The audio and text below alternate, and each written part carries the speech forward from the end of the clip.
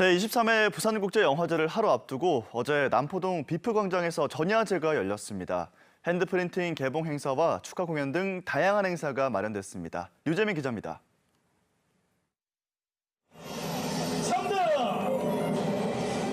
올해로 23회째를 맞는 부산국제영화제 전야제에 화려한 막이 올랐습니다. 전야제를 시작으로 부산국제영화제는 오늘부터 열흘 동안의 대장정에 나서게 됩니다. 앞으로 더욱 중국, 부산 또는 대한민국을 대표하는 그런 축제로 나아갈 수 있도록 재도약을 할 수 있도록 더 노력하겠습니다. 전야제의 하이라이트인 핸드프린팅 개봉 행사엔 한국의 배우 신성일과 중국의 오우삼 감독, 프랑스 배우 장피에르 레오의 핸드프린팅이 처음 공개됐고 가수들의 축하 공연 등 다채로운 행사들로 분위기는 한껏 고조됐습니다. 올해를 부산국제영화제 정상화의 원년으로 선언한 만큼 화해와 화합을 주제로 79개 나라 320여 편의 영화가 초청됐습니다. 부산에서 진정한 영화인들을 만난 즐거움을 되돌려두고자 열심히 준비했습니다. 아마 올해는 매우 성공적인 그리고 영화 축제 본연의 분위기가 회복되는 영화제가 될 것 같습니다. 영화의 전당뿐만 아니라 영화제의 시작점인 남포동 일대에도 각종 행사가 마련됩니다. 비프광장 특설무대에선 영화의 전당 개막식이 생중계되며 영화배우와 감독을 직접 만날 수 있는 토크 콘서트 등이 열립니다. 다양한 관객 참여형 프로그램들로 이루어진 커뮤니티 비프도 첫 선을 보입니다. 성공적인 개최를 위해 영화제 기간 동안 비프광장 300여 개 노점상은 영업을 중단합니다. 개막식은 오늘 저녁 6시부터 해운대 영화의 전당에서 열리며 개막작인 윤재호 감독의 뷰티풀 데이즈를 시작으로 영화제는 오늘 13일까지 이어집니다. MBC 뉴스 류재민입니다. 올해 부산국제영화제 게스트 중에서 눈길을 끄는 인물, 세계적인 영화음악 작곡가 사카모토 류이치입니다. 아카데미 음악상을 수상했던 영화 마지막 황제에 이어서 지난해에는 영화 남한산성의 음악을 맡으면서 우리에게 더욱 친숙해진 음악가인데요. 이만은 기자가 보도합니다.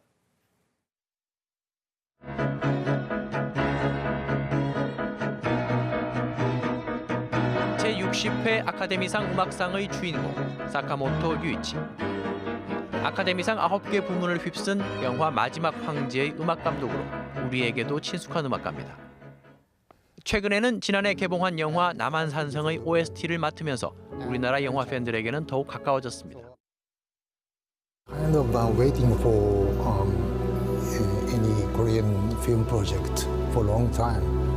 I liked the script and it was easy to read, easy to understand. That's interesting.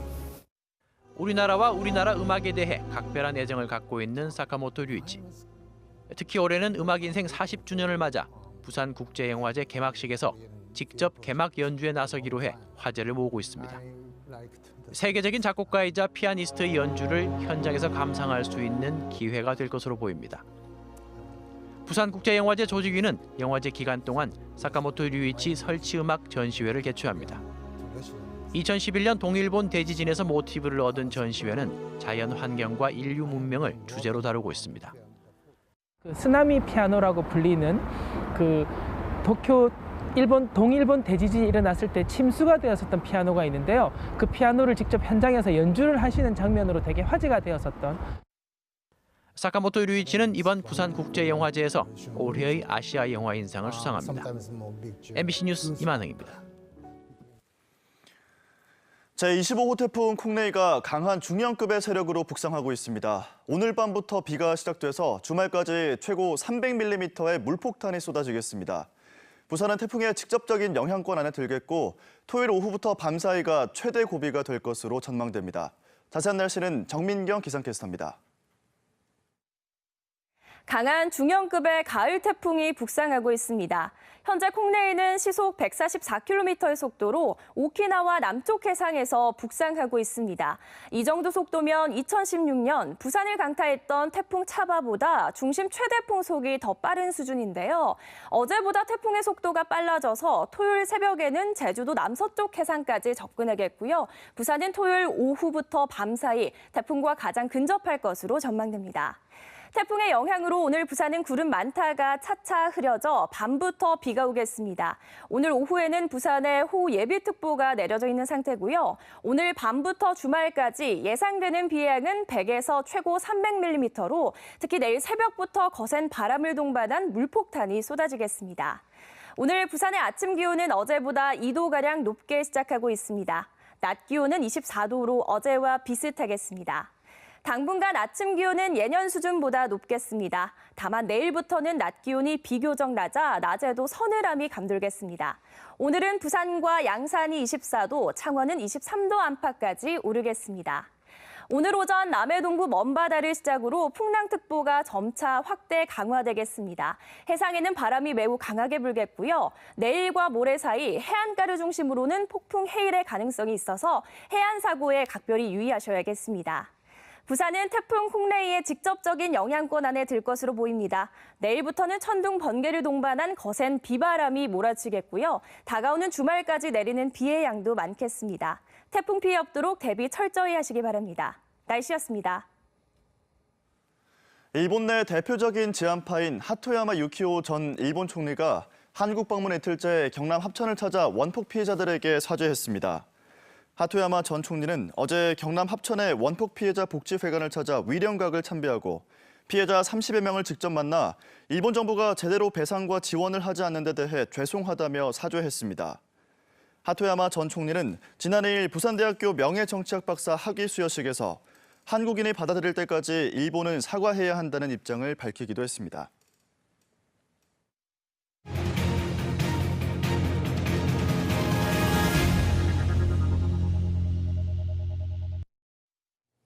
오늘은 부산시의 주먹구구식 행정 실태를 연속 고발합니다. 먼저 낙동강 하구 생태전시관 건립. 부산시가 2년 전부터 사업 부지를 정하고 이 사업을 추진해 왔는데 최근 알고 보니 이 사업 부지가 집원도 없는 공유 수면이었습니다. 엉뚱한 곳에다 사업을 하겠다며 2년간 허송 세월에 예산만 낭비한 겁니다. 조수환 기자입니다. 다대포 해변공원입니다. 부산시는 이곳에 낙동강 하구 기수역 해양환경생태관 건립을 추진해왔습니다. 2016년 정부에 사업 신청을 했고 같은 해 기본계획 수립 연구 용역까지 끝냈습니다. 사업비는 400억 원, 280억 원의 국비 지원까지 요청한 상태입니다. 그런데 올해 초 부산시는 사업을 추진한 지 2년 만에야 황당한 사실을 깨닫습니다. 이곳 사업 예정 부지가 사하구청 소유의 땅이라 생각하고 그동안 일을 벌여왔지만 알고 보니 그게 아니었습니다. 공유 수면으로 해수부가 관리하는 정부 땅이었습니다. 지금 해수부 입장은 이게 이 사업을 통해서 그게 토지 육지화 해주는 사례가 없고 그리고 이걸 해주게 되면 타 지자체와의 형평성의 문제도 있다. 쉽게 말해 누구 땅인지도 모르고 사업을 추진해온 겁니다. 여기에 이 땅은 토지로 등록도 안 돼 있어 지번조차 없는 상태입니다. 공유수면상에 방금 말씀하셨던 건물을 줄 수는 없거든요. 방만이라든지 어항 운영에 관련되는 건물은 공유수면상에 줄 수가 있는데 그 외의 시설물들은 다른 부지를 찾겠다는 게 부산시의 입장이지만 사실상 사업을 접은 것으로 전해집니다. 2년간 허송 세월에 예산만 낭비한 셈입니다. MBC 뉴스 조수아입니다. 네, 이번엔 또 다른 황당한 경우입니다. 부산시가 국립청소년체험센터 건립을 코앞에 두고 가장 먼저 염두에 둬야 할 진입도로 건설 계획을 빼놨습니다. 사업 시작 10년이 지난 지금에서야 부산시와 관할구청 누구 예산을 쓸 거냐 두고 다투고 있습니다. 계속해서 조재형 기자의 보도입니다. 울숙도 국립청소년 생태체험센터 건립 예정지입니다. 생태안전체험관과 청소년 생활관 등이 들어섭니다. 예산 348억 원, 4년 뒤 완공될 예정입니다. 그런데 이곳에서도 뒤늦게 문제가 불거졌습니다. 당장 내년 7월 착공에 들어가지만 정작 진입도로 건설 계획은 아직 확정되지도 않았습니다. 도로 건설 비용을 누가 내야 할지를 두고 다툼이 벌어진 겁니다. 부산시는 폭 20m 이하 도로 개설은 구청장 위임 업무라며 구청에 책임을 떠넘기고 있고 구에서 하는 상에서 일본에서 비생이 되면 다른 모든 주로들이 그런 식으로 해야 될 테니까 설계가 되니까. 구청은 부족한 재정 탓을 하며 비용 부담에 난색을 표하고 있습니다. 국가 사업에 시에서 추진하는 사업에 구가 이렇게 저희가 사실 저희가 일은 또 저희가 하거든요. 근데 비용까지 이제 저희가 드리기는 그러니까. 올해 안에 도로 건설 계획이 확정되지 않는다면 청소년 체험센터는 진입도로도 없는 국립시설로 전락할 처지입니다. 이 사업은 10년 전부터 추진됐지만 가장 먼저 결정해야 할 기본행정 절차를 빼먹고 있다. 뒤늦게 발등에 불이 떨어진 꼴입니다. 이 보여주기식 성과 위주의 사업들이 종종 보입니다. 결과적으로는 사업이 정지된다든가 결국 예산 낭비도 되고. 한 치 앞도 내다보지 못한 엉터리 행정에 수백억 원의 예산이 투입될 정부 사업마저 주먹구구식으로 진행되고 있습니다. MBC 뉴스 조재영입니다. 롯데타운 기획보도 마지막 순서입니다. 롯데 편들기에만 급급하며 특혜 행정을 몰아줘온 부산시. 그렇다면 오거돈 시장의 부산시는 어떨까요? 현재까진 허남식, 서병수 시장 때와 크게 다르지 않을 거란 우려가 큽니다. 임선은 기자입니다. 롯데는 12,000제곱미터 규모의 영도대교 앞바다를 매립한 뒤 이곳에 랜드마크 건물을 짓지 않고 시간만 끌고 있습니다. 이유가 뭘까? 랜드마크 건물 부지의 매립 목적은 관광사업 시설용지, 공공시설용지. 이 매립 목적에 따르면 랜드마크 건물에 주거시설은 넣을 수 없습니다. 이 같은 제한이 유효한 기간은 현행법상 매립지 준공일로부터 10년입니다.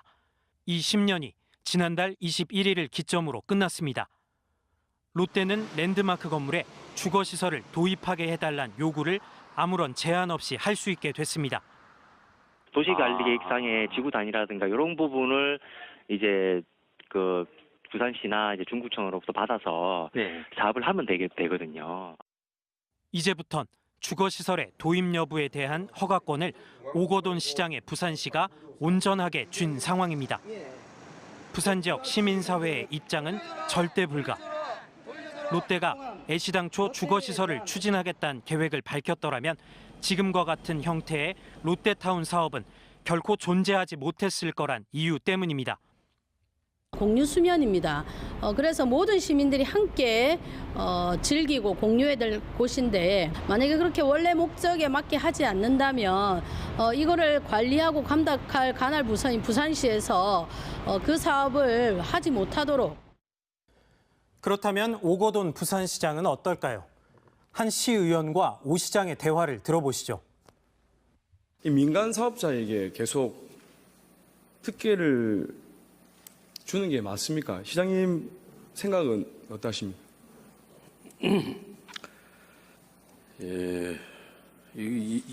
이런 사안이야말로 그야말로 소위 말하는 수기 민주주의, 그야말로 진지한 공론화의 과정을 거칠 필요가 있는 사안이라고 생각이 듭니다. 네, 저 본인이 생각할 때는 매립지 원상 복구시켜야 된다고 생각하는데 시장님 어떻게 생각하세요?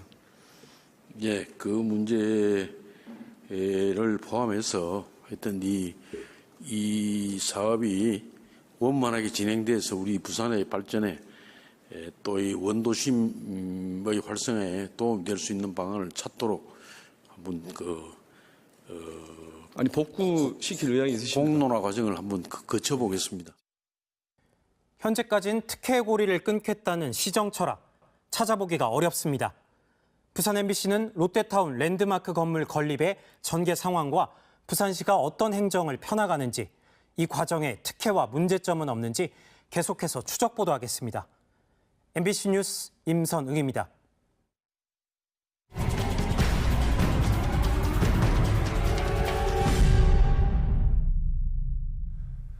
어제 오후 3시 반쯤 강서구 송정동의 한 주물 공장에서 쇳물을 녹이는 작업을 하던 도중 용해로에 구멍이 생기면서 화재가 났습니다.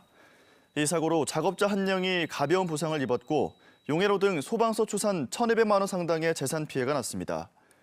경찰과 소방당국은 용해로가 오래돼 쇳물이 흘러나와 냉각수와 만나 폭발을 일으켰다는 작업자의 말에 따라 정확한 화재 원인을 조사하고 있습니다.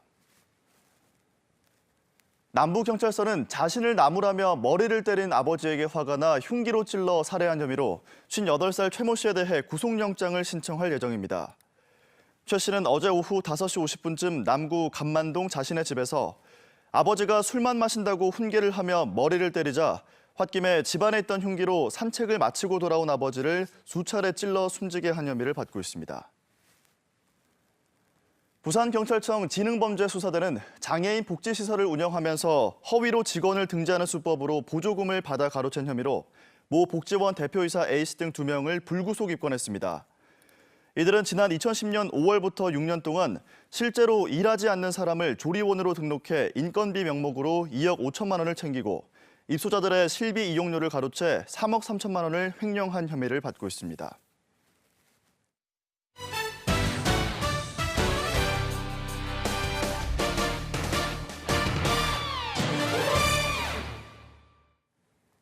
프로야구 롯데자이언츠가 개투진이 7회에만 대거 5점을 내주며 한화이글스에 역전패했습니다.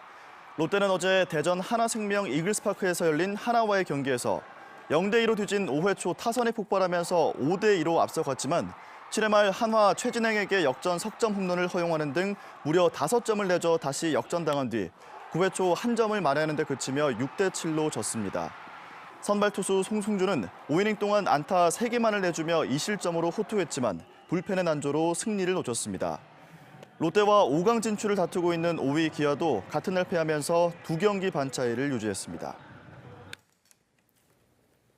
사단법인 국제로터리 3661 지구는 어제 저녁 부산시민공원에서 시민과 함께하는 로터리데이 가을 음악회를 개최했습니다. 이번 음악회에는 코요태 등 초청 가수의 무대와 예술단의 부채춤 공연 등이 펼쳐졌으며 행사에 앞서 사랑의 집수리 100세대 기공식도 함께 진행됐습니다. 만취 운전자가 몰던 승용차에 치여 중태에 빠진 22살 윤모 씨의 친구들이 음주운전자의 강력한 처벌을 요구하며 청와대에 국민청원을 냈습니다. 윤 씨의 친구들은 청와대 국민청원 게시판에 만취해 운전대를 잡은 사람 때문에 한 명은 죽음의 문 앞에 있다며 음주운전자를 강력하게 처벌할 수 있도록 호소하는 내용의 글을 올렸습니다. 윤 씨는 지난달 25일 새벽 해운대 미포 오거리에서 면허 취소 수준의 혈중 알코올 농도 0.134% 상태인 26살 박모 씨의 승용차에 치여 일주일 넘게 의식을 회복하지 못하고 있습니다. 부산상공회의소가 부산의 주요 자동차 부품업체 193곳의 지난해 재무제표를 분석한 결과 총 매출액이 5조 4,359억 원으로 지난 2016년에 비해 2.3% 감소했습니다. 강한 중형급의 가을 태풍이 북상하고 있습니다. 현재 콩내에는 시속 144km의 속도로 오키나와 남쪽 해상에서 북상하고 있습니다. 이 정도 속도면 2016년 부산을 강타했던 태풍 차바보다 중심 최대 풍속이 더 빠른 수준인데요. 어제보다 태풍의 속도가 빨라져서 토요일 새벽에는 제주도 남서쪽 해상까지 접근하겠고요. 부산은 토요일 오후부터 밤 사이 태풍과 가장 근접할 것으로 전망됩니다. 태풍의 영향으로 오늘 부산은 구름 많다가 차차 흐려져 밤부터 비가 오겠습니다. 오늘 오후에는 부산에 호우 예비특보가 내려져 있는 상태고요. 오늘 밤부터 주말까지 예상되는 비 양은 100에서 최고 300mm로 특히 내일 새벽부터 거센 바람을 동반한 물폭탄이 쏟아지겠습니다. 오늘 부산의 아침 기온은 어제보다 2도가량 높게 시작하고 있습니다. 낮 기온은 24도로 어제와 비슷하겠습니다. 당분간 아침 기온은 예년 수준보다 높겠습니다. 다만 내일부터는 낮 기온이 비교적 낮아 낮에도 서늘함이 감돌겠습니다. 오늘은 부산과 양산이 24도, 창원은 23도 안팎까지 오르겠습니다. 오늘 오전 남해 동부 먼바다를 시작으로 풍랑특보가 점차 확대 강화되겠습니다. 해상에는 바람이 매우 강하게 불겠고요. 내일과 모레 사이 해안가를 중심으로는 폭풍 해일의 가능성이 있어서 해안 사고에 각별히 유의하셔야겠습니다. 부산은 태풍 콩레이의 직접적인 영향권 안에 들 것으로 보입니다. 내일부터는 천둥, 번개를 동반한 거센 비바람이 몰아치겠고요. 다가오는 주말까지 내리는 비의 양도 많겠습니다. 태풍 피해 없도록 대비 철저히 하시기 바랍니다. 날씨였습니다.